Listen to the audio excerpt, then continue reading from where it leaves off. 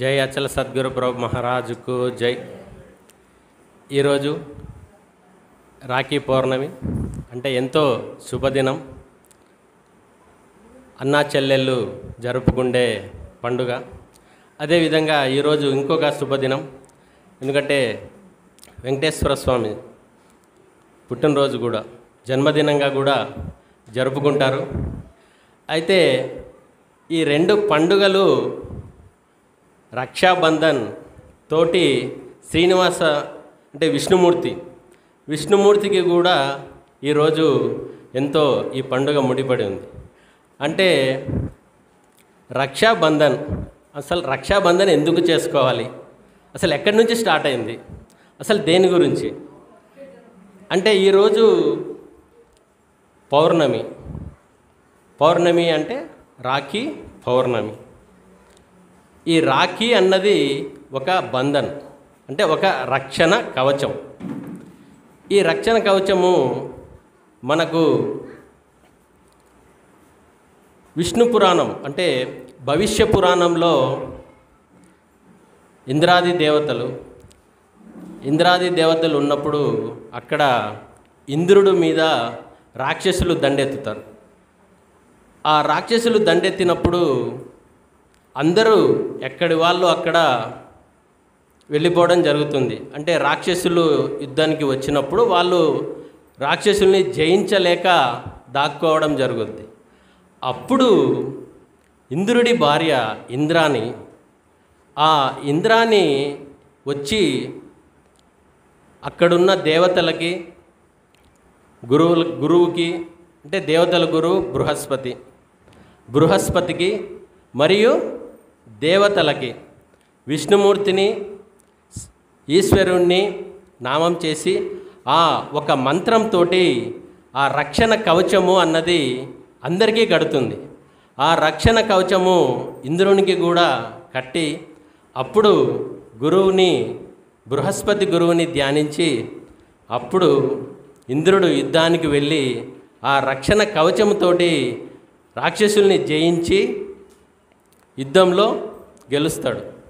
అక్కడ ఇంద్రాణి దేవత వచ్చి బృహస్పతి గురువుకి వచ్చి రక్షణ కవచము కట్టి ఆ గురువు ద్వారా అందరినీ రక్షింపమని కోరుతుంది.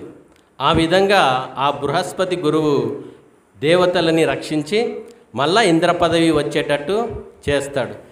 మరి ఈరోజు మన గురువు గారు ప్రతి ఒక్కరికి రాఖీ కట్టడం జరిగింది. అంటే అది గురు రక్షాబంధన్. గురువుగారు ఈరోజు కట్టినది గురు రక్షాబంధన్. ప్రతి ఒక్కరికి ఆ బంధనం కట్టారు. అంటే అక్కడేమో గురువుకు కట్టి గురువుని రక్షించమని అడిగింది. ఈరోజు గురువు మనము అడగకుండానే గురు రక్షాబంధన్ కట్టి మనల్ని రక్షించడం జరిగింది. అది అక్కడ జరిగింది, ఈరోజు ఇక్కడ ఇది జరిగింది. సేమ్ అప్పటి నుంచి ఎప్పుడైతే ఇంద్రాణి దేవత అక్కడ రాఖీ కట్టిందో ఆ రోజు మొదటిగా రాఖీ బంధన్ అని చెప్పేసి రక్షణ కవచంతో రాఖీ పండుగ చేసుకోవడం ఆనాదిగా అది భవిష్య పురాణంలో చెప్పడం జరిగింది. అదేవిధంగా విష్ణుమూర్తిని లక్ష్మీదేవి పొందడం అంటే పద్మ పురాణంలో బలిచక్రవర్తి రాజుగా ఉన్నప్పుడు విష్ణుమూర్తి వచ్చి అడుగుతాడు, నాకు 3 అడుగులు స్థలం కావాలి అని చెప్పేసి. అప్పుడు బలిచక్రవర్తి అంటే అప్పుడు విష్ణుమూర్తి వామన అవతారంలో వచ్చి బలిచక్రవర్తిని అడగడం జరుగుతుంది. ఆ బలిచక్రవర్తి 3 అడుగుల స్థలం ఇస్తాను అని చెప్తాడు. అప్పుడు వామన అవతారంలో ఉన్న విష్ణుమూర్తి తన విశ్వరూపాన్ని చూపించి భూలోకమంతా ఆయనదే అన్నట్టు పాతాళంలోకి బలిచక్రవర్తిని తొక్కినప్పుడు అంటే ఇంకా ఎక్కడా ప్లేస్ లేదనమాట ఆ వామన అవతారంలో ఉన్న విష్ణుమూర్తి. ఆ విధంగా 3 అడుగుల స్థలం కోసం మొత్తం కోల్పోవలసి వస్తుంది బలిచక్రవర్తి. అప్పుడు బలి అడుగుతాడు ఏమని, విష్ణుమూర్తి అని తర్వాత తెలుస్తుంది. అప్పుడు మొత్తము స్థలమంతా నీవే తీసుకుంటే మరి నేను ఎక్కడ ఉండాలి అని చెప్పేసి విష్ణుమూర్తిని అడగడం జరుగుతుంది. అప్పుడు విష్ణుమూర్తి ఏం చెప్తాడంటే, నిన్ను పాతాళంలోనే ఉండాలి అని చెప్పేసి నిన్ను పాతాళ లోకంకి పంపించాను కాబట్టి నువ్వు ఇప్పటి నుంచి పాతాళ లోకంలో ఉండాలి అని చెప్పేసి చెప్తాడు. మరి ఆయన సరే నువ్వు అడిగిన 3 అడుగులకి నేను మొత్తం నీకు ధారపోసాను, మరి నా కోరిక ఒకటి తీర్చండి అని అడుగుతాడు. అప్పుడు విష్ణుమూర్తి అడగమంటాడు. అప్పుడు వామనుడు రూపం నుంచి విష్ణుమూర్తి అవతారంలోకి వచ్చిన తర్వాత బలిచక్రవర్తి నాకు రోజు నిన్ను చూసే విధంగా నాకు వరమిమ్మని అడుగుతాడు. అంటే ఈయనను ఆల్రెడీ పాతాళ లోకంలో ఉండమని కోరిక నెరవేర్చాడు. అప్పుడు బలి ఎక్కడుంటాడు? పాతాళ లోకంలో ఉంటాడు. అప్పుడు బలి ఏం కోరుతాడు? నేను పొద్దటి నుంచి రోజు నిన్ను చూసే విధంగా నాకు వరమిమ్మని అడుగుతాడు. తదాస్తు అంటాడు. అప్పుడు ఎక్కడ ఉండాలి విష్ణుమూర్తి? పాతాళ లోకంలో ఉండాలి. అంటే పైనేమో లక్ష్మీదేవి, కిందేమో విష్ణుమూర్తి. అప్పుడు లక్ష్మీదేవి గాబరపడి విష్ణుమూర్తి రాలేదు అని చెప్పేసి నారద మునిందుల దగ్గరికి వెళ్తుంది. అప్పుడు నారదుడు చెప్తాడు, అమ్మా మీరు బలి దగ్గరికి వెళ్ళి సోదరుడిగా అడగాలి. అది ఒక ప్లాన్గా చెప్తాడు నారద మునింద్రులు. అప్పుడు లక్ష్మీదేవి మారు వేషంలో పాతాళ లోకంలో ఉన్న బలి దగ్గరికి వెళ్ళి ఏడుస్తుంటుంది. ఎందుకమ్మా ఏడుస్తున్నావు అని అంటే, నాకు సోదరుడు లేరు, నాకు ఒక సోదరుడు ఉంటే బాగుండు అని చెప్పేసి ఏడుస్తూ ఉంటుంది. అప్పుడు బలి నాకు కూడా సిస్టర్స్ లేరు, ఈరోజు నుంచి నేను నీకు సోదరుణ్ణి అని చెప్పేసి ఆయన ఆ రోజుగా సోదరుడు సోదరినిగా మహాలక్ష్మిని తీసుకుంటాడు. అయితే ఆమె మహాలక్ష్మి అమ్మవారు అని చెప్పేసి బలికి తెలీదు. అప్పుడు బలి స్వీకరిస్తాడు, ఈరోజు నుంచి నువ్వు నా చెల్లెలివి అని చెప్పి. అప్పుడు విష్ణుమూర్తిని రక్షించుకోవాలి కాబట్టి నీకు నేను రక్షా కవచం అంటే నేను రాఖీ అన్నది ఒక బంధన్ నేను మీకు కడతాను, కట్టిన తర్వాత నాకు ఒక కోరిక ఉంది తీర్చాలి అని చెప్పేసి అడుగుద్ది. అప్పుడు నీకు ఈ రోజు నుంచి నేను అంటే మన ఇద్దరం ఒక తల్లి పిల్లలు కాకపోయినా సరే నేను నీకు అభయం ఇస్తున్నా, ఈ రోజు నుంచి నేను నీకు సోదరుణ్ణి, ఈ రోజు నుంచి నీవన్నీ నేను నీ కష్టం ఏదైనా కష్ట సుఖాలు ఏదైనా సరే నేను తీరుస్తానమ్మా అని చెప్పేసి మాట ఇస్తాడు. ఆ మాటకి కట్టుబడి లక్ష్మీదేవి ప్రత్యక్షమయ్యి కోరుకుంటుంది, ఈయన విష్ణుమూర్తిని నువ్వు ఉంచుకుంటే మరి నేనెక్కడ, నేను ఉన్నది వైకుంఠంలో, నాతో పాటే కదా, లక్ష్మి ఎక్కడుంటే విష్ణుమూర్తి అక్కడ ఉండాలి కాబట్టి నా భర్తను తిరిగి నాకు ఇవ్వండి అని చెప్పేసి కోరుతుంది. అప్పుడు సోదరి కాబట్టి నీవు అడిగిన కోరికను నేను తీరుస్తానమ్మా అని చెప్పి అప్పుడు విష్ణుమూర్తిని ఈయన కోరుకున్న కోరికను వద్దని చెప్పి అప్పగించడం జరుగుద్ది. అంటే అక్కడ మొదటి రాకి భవిష్య పురాణంలో పద్మపురాణంలో రాఖీ కట్టి లక్ష్మీదేవి విష్ణుమూర్తిని వశపరుచుకుంటుంది. అంటే ఇది ఈ విధంగా మనము తర్వాత ద్వాపర యుగంలో అందరికీ తెలిసిందే ద్రౌపది శ్రీకృష్ణునికి కూడా రాఖీ కట్టడం జరుగుతుంది. ఆ రాఖీ కట్టడం కూడా ఎలా జరుగుతుంది?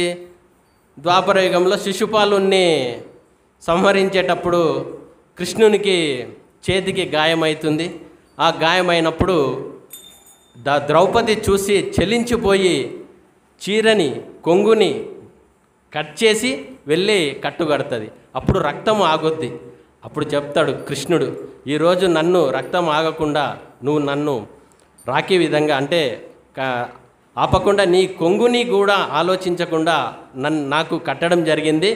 ఇదే దారముతోటి నేను ఒకరోజు నేను ఏది మయసభలో ద్రౌపది వస్త్రాపరణ జరిగినప్పుడు అది గుర్తుపెట్టుకొని ద్రౌపదిని కాపాడడం జరుగుతుంది. అంటే ఇక్కడ శ్రీకృష్ణుడు ద్రౌపదిని ఆ రోజు నుంచి ఏ రోజైతే ఆ బ్లడ్ను ఆపడానికి కొంగును చించి కట్టిందో అదే రక్షాబంధన్. అక్కడ ద్రౌపది కట్టడం జరిగింది. అక్కడ ఇంద్రాన్ని బృహస్పతికి కట్టడం జరిగింది. పద్మపురాణంలో లక్ష్మీదేవి బలిచక్రవర్తికి కట్టి విష్ణుమూర్తిని సంపాదించి వైకుంఠానికి తీసుకెళ్ళింది. ఇక్కడ ఏంటంటే బృహస్పతి గురువుకి ఇంద్రాన్ని కట్టినప్పుడు ఆయన అభయం దేవతలకు ఇచ్చినప్పుడు మనకు ఇక్కడ ఆశ్రమంలో మనకు అడగకుండానే మన గురువుగారి రక్షాబంధనం కట్టి మనందరినీ కూడా ధన్యులు చేశారు ఈరోజు రక్షాబంధనానికి. కాబట్టి గురువు అంటే గురువు గారి సేవ కానీ కరుణ కానీ ఏదైనా కూడా అది మనము తీర్చలేనిది, మనము ఇవ్వలేనిది. కాబట్టి గురువు కరుణ ఎంతో చల్లగా ఉంటుంది. కాబట్టి ఈరోజు మనమందరము ధన్యులమయ్యాము. కాబట్టి ఈ రాఖీ రోజు ఈ విధంగా చెప్పాలనుకుని చెప్పడం జరిగింది. జై గురు, జై అచల సద్గురు ప్రభు మహారాజుకు జై. జై. బృహస్పతికి కూడా ఆ యొక్క రక్షాబంధనం కట్టినట్లు మనకు సూచించడం జరిగింది. అంటే రక్షాబంధనం అంటే రక్షా కంకణం, దారం కాదది, రక్షణ కవచం. ఎవరైతే ఆ రక్షణ కవచం కడతారో వాళ్ళు పూర్తి సంకల్పం చేసి, ఇప్పుడు మనకి కుటుంబంలో చూస్తాం, ప్రతి అక్క చెల్లెళ్ళు కూడా వాళ్ళ అన్నదమ్ములకి కడతారు రాఖీ. ఎందుకంటే వాళ్ళు రక్షిస్తారు. ప్రతి సందర్భంలో ఎట్లా అవసరమైతే అట్లా వాళ్ళు రక్షిస్తారు. ప్రేమ ప్రపూర్ణంగా హృదయానికి హత్తుకుంటారు. మనస్ఫూర్తిగా వాళ్ళు ఆశీర్వదిస్తారు. అట్లే ఇక్కడ మనం ఆశ్రమంలో కూడా అందరికీ ఈరోజు రక్షా కంకణం కట్టుకోవడం జరిగింది. ఎందుకంటే రక్షా కంకణం ఒక్కళ్ళకి కట్టమంటే ఏంటంటే గురువుగారి యొక్క రక్ష మనకుంటుంది. అయితే అది కట్టుకోవడం వల్ల ఏమవుతుంది? రక్షా కంకణాన్ని కట్టుకోవడం వల్ల గురువుగారు రక్షా కంకణం కడితే మనకేమవుతుంది అంటే, గురువుగారు కట్టినటువంటి రక్షా కంకణం మనకు విజయాన్ని సాధించడానికి దోహదం చేస్తుంది. మరి మనం ఎక్కడ విజయం సాధించాలి అంటే మన మీద మనమే విజయం సాధించాలి. ఇప్పుడు మనం ఎవరి మీద యుద్ధం చేయాలా? ఇప్పుడు ఈ రక్షా కంకణం కట్టుకున్నాం, నన్ను ఎవరేం చేయలేరని ఇప్పుడు ఎవరి మీద యుద్ధం చేస్తాం? అది మన మీదనే మనం యుద్ధం చేయాలా. ఇప్పుడు మనలో ఎవరున్నారు? పాజిటివ్ ఉంది, నెగిటివ్ ఉంది. మనలో మంచి ఉంది, చెడు ఉంది. ఇక్కడే కౌరవులు ఉన్నారు, పాండవులు ఉన్నారు. ఇందులో ఉన్న పాండవులు ఇందులో ఉన్న కౌరవుల్ని ఓడించాలన్నమాట. అంటే మనలో ఉన్న త్రిగుణాలు, అరిషడ్వర్గాలు, అష్టమదాలు, ఈషణత్రయాలు, వాసనత్రయాలు, అహంకారము, మమకారము, గర్వం, దంభం, దర్పం, ఈర్ష, అసూయ, ఇలాంటి అనేకమైనటువంటి దుర్గుణాలు మనలో ఉన్నాయి. వాటి మీద యుద్ధం చేయాలి అనాలన్నమాట. ఏ గురువుగారు అసలు మొత్తం పైన ఏం లేదు, రక్షా కంకణం కట్టుకున్న తర్వాత నేను విజయాన్ని సాధించిన, పక్కింటాం ఇంతకుముందు నన్ను చూస్తేనే వెళ్ళి కొట్టొచ్చేదాన్ని, చూస్తేనే వెళ్ళి కొట్టొచ్చేదాన్ని. ఇప్పుడు ఆమె చూడటం కాదు, తిట్టినా నేనేం మాట్లాడటల్లా అంటే నాకు ఎంత సహనం పెరిగినట్టు. ఇప్పుడు ఇంప్రూవ్ అయినట్ట కాదా? డెవలప్మెంట్ ఉన్నట్టా లేదా? అసలు ఇంతకుముందు పక్కింటోళ్ళు పట్టుచీర కొనుక్కుంటే వాళ్ళ చినికిన దానికి ఊరుకునేవాడిని కదా, అంతరం చదివేదాన్ని. ఇప్పుడు ఏమన్నా అట్ట చదువుతున్నా ఏం కాదు, నేను హ్యాపీగా ఉంటున్నా. అంటే ఈర్ష లేదు, పక్కింటి వాళ్ళు అభివృద్ధి చెందుతున్నారు అనేటువంటి ఈర్ష లేదు, అసూయ లేదు. పక్కింటోళ్ళు బాగుంటే ఐ యామ్ హ్యాపీ అని చెప్పి గురువుగారికి దండం పెట్టుకుంటున్నా. వాళ్ళు బాగుంటే నేను బాగుండాలి అనేటువంటి ఉద్దేశంతో నేను బాగుంటాను అనేటువంటి. అంటే ఇలాంటి మార్పులు రావాలా. రక్షా కంకణం కట్టుకుంటే ఏమి రావాలా? ఇలాంటి మార్పు రావాలా. అది మనలో మార్పు రావాలా, పక్కోళ్ళలో కాదు. ఈ లాస్ట్కి ఏమి అంటే మెయిన్ పాయింట్ అనమాట. ఒకటి, కోపం పోవాలి. 2, కోపానికి కారణమైనటువంటి కోరికలు తగ్గాలి. ఏం తగ్గాలా? కోరికలు తగ్గాలా, కోపం తగ్గాలా. ఇంకొకటి ఉందన్నమాట, భయం పోవాలి, ధైర్యం రావాలి. ఏం పోవాలా? భయం పోవాలి. ఓ గురువుగారు నాకెంత ధైర్యమో మీకు తెలియట్లా, అర్ధరాత్రి 12ంటికైనా కానీ ఒక్కడిని శ్మశానంలోకి కూడా పోయి వస్తాను, నాకు అసలు భయమే లేదు. అలాంటి భయం గురించి కాదు ఇక్కడ చెప్పింది. ఎలాంటి భయం పోవాలని చెప్తున్నారు? వందే మహాభయహరం గురురాజ మంత్రం అని చెప్పారు. రేపు నువ్వు మరణిస్తావని చెబితే కూడా ఓహో టేక్ ఇట్ ఈజీ, ఓహో థ్యాంక్ యూ సార్, రేపు మధ్యాహ్నం ఓకే బాగుంది, టైం మంచి ముహూర్తం బాగుంది, ఓకే వెళ్ళొస్తా, బాయ్. అని చెప్పాలన్నమాట. అంటే పోవట ధైర్యం ఎక్కడ రావాలి మనకి? ఏ భయం ఉండకూడదు, ఆ భయం ఉండకూడదు. మీరందరూ అంతటి జ్ఞానులు కాబట్టి రేపు మధ్యాహ్నం దాకా కాదు, సాయంత్రం పోతాన్నా కానీ ఓకే సార్ ఐఎమ్ యాక్సెప్టెడ్ అనే అంత జ్ఞానం ఉంది మీకు. కాబట్టి నో ప్రాబ్లం, మీకు ఆ ధైర్యం ఉందని నేను అనుకుంటున్నా. ఎందుకంటే మీరు జ్ఞానులు. పుట్టింది శరీరం, పెరిగింది శరీరం, మరణించేది శరీరం. ఆత్మ పుట్టేది కాదు, పెరిగేది కాదు, నశించేది కాదు. నేను దేహం కాదు, నేను ఆత్మను అనే జ్ఞానంతో మీరున్నారు కాబట్టి, మీకు ఆ ధైర్యం ఉంది కాబట్టి మీకు రక్షా కంకణం కూడా అవసరం లేదు. అయినా కానీ గురువుగారు మనకి ఈరోజు రక్షా కంకణం కట్టించారు కాబట్టి ఏమైనా అటు ఇటుగా ఉన్నా కానీ సాలిడ్గా పనిచేస్తుంది. ఈ రోజు నుంచి మీరు ఏం పోవాలా? భయం పోవాలా. ఏ భయం? ఆ భయం. ఏ భయం? ఆ భయం పోవాలా. దానికి ఏం కావాలా? ధైర్యం రావాలా. మనకి దైవీ లక్షణాలు ఉంటాయి కదా. దైవాసుర సంపద్ విభాగ యోగంలో దైవీ లక్షణాలు చెప్పినప్పుడు మొట్టమొదటి లక్షణం ఏం చెప్తారంటే అభయం. ఏం చెబుతారు? అభయం. అభయం అంటే అభయం ఇయటం కాదు, భయం లేకుండా ఉండటం. భయం లేకుండా ఉండడం అర్ధరాత్రి రోడ్లెంబడి తిరగడం కాదు, ఆ భయం లేకుండా కాదు. మరణం వచ్చి ఎదురుగా నిల్చున్నా టేక్ ఇట్ ఈజీలా తీసుకునేటువంటిది అది కావాలన్నమాట. అర్థమైందమ్మా? అది ఎవరికి ఉంటే అలాంటి స్థితి మనకు ఎందుకంటే మరణాన్ని జయించినటువంటి వాళ్ళు ఉన్నారనుకోమ్మా. మరణాన్ని జయించినటువంటి వాళ్ళని ఈ ప్రపంచంలో ఇంకేది భయపెట్టగలిగిద్ది? మరణాన్ని జయించినటువంటి వాడిని భయపెట్టేటువంటిది ఈ ప్రపంచంలో ఇంకోటి ఏమైనా ఉందా? ఏమి లేదు. అదే లాస్ట్ది. ఇక ఆ మెట్టు ఎక్కితే చాలు, అదే ఆఖరి మెట్టు. మనం ఎక్కాల్సినటువంటి ఆఖరి మెట్టు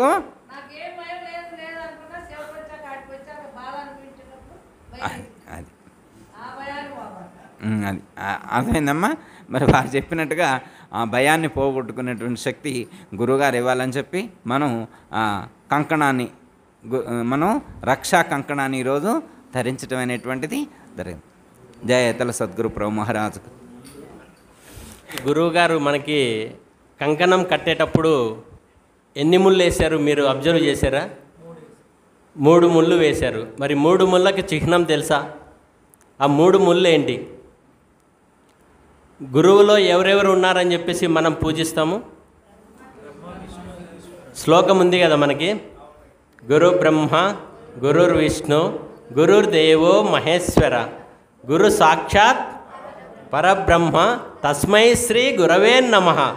ఒక్కొక్క ముడి అంటే బ్రహ్మ విష్ణు మహేశ్వరులు. ఈ 3 ముళ్ళు కూడా బ్రహ్మ విష్ణు మహేశ్వరులతో ముడిపడి ఉంది కాబట్టి గురువుగారు మనకి 3 ముళ్ళతోటి ఈ రాఖీ కట్టారు. మొదటి ముడి అన్నా చెల్లెలు కట్టుకునేటప్పుడు చెల్లెలు కోరుకుంటుంది సంతోషంగా ఉండాలని. రెండవ ముడి గౌరవంగా ఉండాలని. మూడవ ముడి ఇద్దరు కుటుంబంతో ఈ బంధము చిరకాలంగా ఉండాలని చెప్పేసి కోరుకుంటారు. జై అచల సద్గురు ప్రభు మహారాజ్కు జై. అందరికీ జై గురు. మరిన్ని ఆధ్యాత్మిక రహస్యాల కోసం అచల బోధ, ఆత్మబోధ, భగవద్గీత, అలాగే పండుగల్లో దాగిన అర్థాలు, అంతరార్థాల కోసం మరియు యోగము, ధ్యానము మొదలైన అనేక ఆధ్యాత్మిక తెలుగు ప్రవచనాల కోసం క్రింద ఉన్నటువంటి రెడ్ కలర్ సబ్స్క్రైబ్ బటన్ను క్లిక్ చేయండి. అలాగే ప్రక్కనే ఉన్నటువంటి గంట సింబల్ను నొక్కండి. అలాగే ఈ వీడియో మీకు నచ్చినట్లయితే లైక్ చేయండి మరియు షేర్ చేయండి. జై గురు.